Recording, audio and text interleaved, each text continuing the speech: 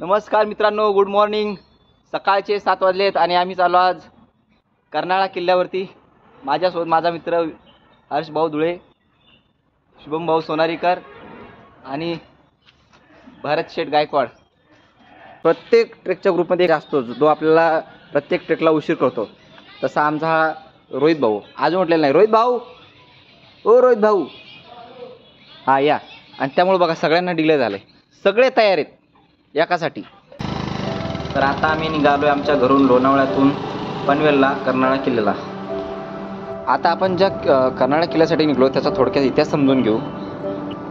कर्नाळा किल्ल्याचा इतिहास म्हणजे मित्रांनो 1248 ते 1317च्या दरम्यान हा देवगिरीच्या यादवांच्या अधिपत्याखाली होता। त्यानंतर 1318 ते 1447च्या दरम्यान हा तुघलक शासकांच्या अधिपत्याखाली होता। त्यानंतर काही काळ गुजरात सल्तनतच्या अधिपत्याखाली होता। नंतर 1540 मध्ये अहमदनगरच्या निजामशाने याला ताब्यात घेतला। त्यानंतर इसवी सन 1670 आपले दैवत छत्रपती शिवाजी महाराजांनी याच्यावरती ताबा मिळवला। महाराजांच्या मृत्यूनंतर हा औरंगजेबाकडे गेला, त्याच्यानंतर ईस्ट इंडिया कंपनीकडे। मेन म्हणजे याचं कारण मित्रांनो, हा जो तुम्हाला समोर दिसतोय ना माझ्या मुंबई पुण्याच्या दरम्यान असलेला हा बोर घाट अर्थात खंडाळा घाट, या खंडाळा घाटातून आधी सगळा व्यापार चालायचा, बिझनेस चालायचा आणि याच्यावरती लक्ष ठेवण्यासाठीच हे येथील किल्ले बांधण्यात आले होते। तर हा 1400 वर्षापूर्वीच्या आधीचा हा किल्ला बांधलेला आहे, म्हणून या किल्ल्याचं एवढं महत्त्व आहे। तर चला मी तुम्हाला शॉर्टमध्ये इतिहास समजून सांगितला, भेटूया नंतर मग।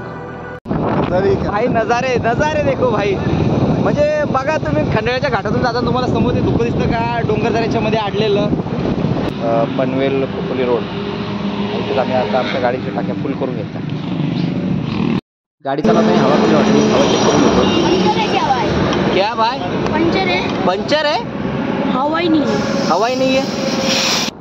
गाडी चालवताना ती डगमग होती म्हणून मी चेक करून घेतलं, तर एक पंक्चर निघालं छोटंसं, ते काढून घेतलं आणि आता पुढे प्रवास आपला चालू आहे। निघताना आपल्याला दरवेळेस आपल्या गाडीचं पेट्रोल, आपल्या गाडीची टायरांची हवा चेक केली पाहिजे। तर चला भेटूयात। चौक या गावात पोचलेलो आहे आणि आता सकाळचे आम्हाला वाजलेले आहेत, सकाळचे वाजलेत 8:20।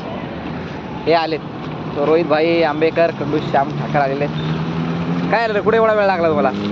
चला निघायचं का? शोभ शेट निघायचं का? चला चला चला।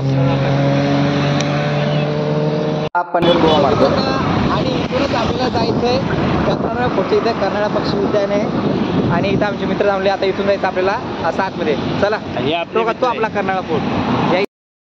फायनली मित्रांनो पोहोचलो आम्ही बेसला कर्नाळा फोर्टच्या।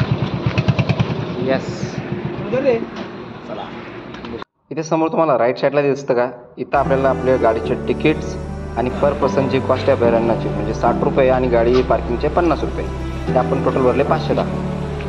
फिरून फॅमिली सोबत जर आला तरी पण मस्त आहे। इथं कॅन्टीन आहे, इथं आपण थोडासा नाश्ता करू आणि इथं हेल्मेट ठेवू आपला। मिसळ पाव खातोय आम्ही, श्रावण चालू आहे त्यामुळं। चल दादा चला। टेस्ट कशी रे मिसळची? जबरदस्त जबरदस्त जबरदस्त ना।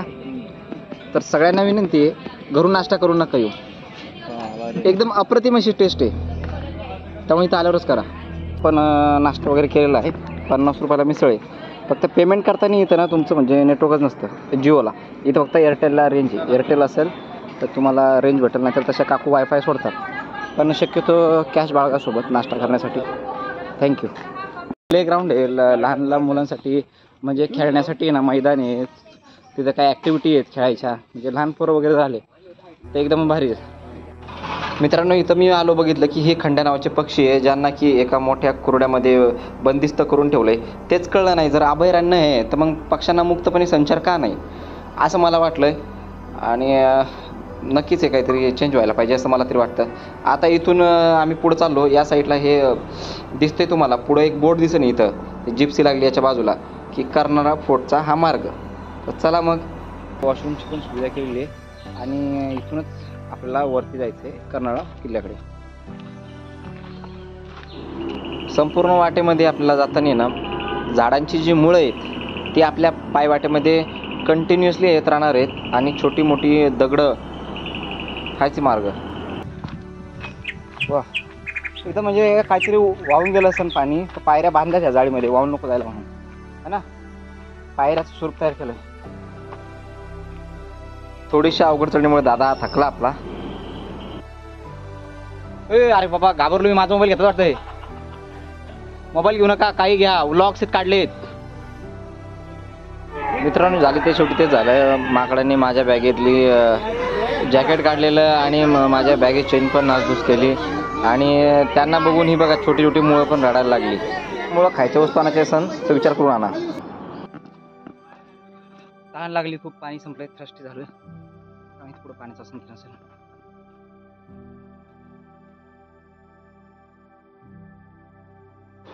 किल्ल्याच्या पायथ्यापासून चालत आलोय वरती पाऊण तास. आणखी अर्धा तास चालावं लागेल. चांगली वाट आहे. भारी वाटतंय. पहिलंच दृश्य दिसतंय कर्नाळ फोर्टचं. तो बघा समोर जो दिसतोय तोच आपला कर्नाळा किल्ला. तिथेच जायचं आपल्याला. तिथवर खूप भारी वाटतं एकदम. किल्ल्याच्या पायथ्याशी हे बघा कर्नाई देवीचं इथं मंदिर दिलेलं आहे. आणि किल्ल्याची एक विशेष बाब मला जी आवडली की तुम्ही जर थकला असाल तर रेस्ट करण्यासाठी अशा टेंट टाईपचं 3 ते 4 वेळा दिलेलं. चला मित्रांनो.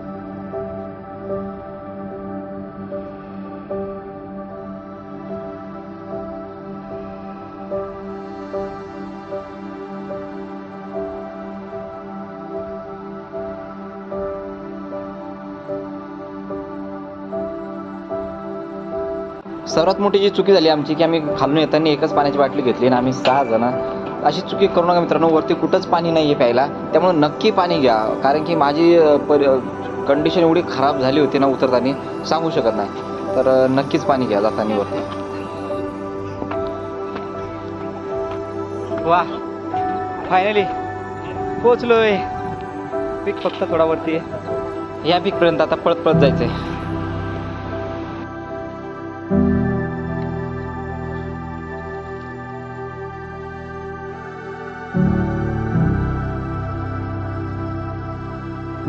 किल्ल्याचा दुसरा टप्पा पार केल्यानंतर या दरवाजा लागला. दरवाजातून मित्रांनो आम्ही आता असं वरती चाललोय. आणि वरती केल्यानंतर मला वाटतं आम्ही एक अंतिम टप्प्यामध्ये असो. आणि समोर जो दिसतोय तो कर्नाळा किल्ल्याच्या टॉपचा सुळका, जिथं आपल्याला जाता येईल नाही कारण आपल्यासोबत रिपिंग नाही. आमचा एक माझ्या मागे तुम्हाला हे गुहेमध्ये पाण्याचे टाके दिसतात का? बघा नीट बघा. हे पाण्याच्या टाकी गुहेमध्ये पाणी येतं.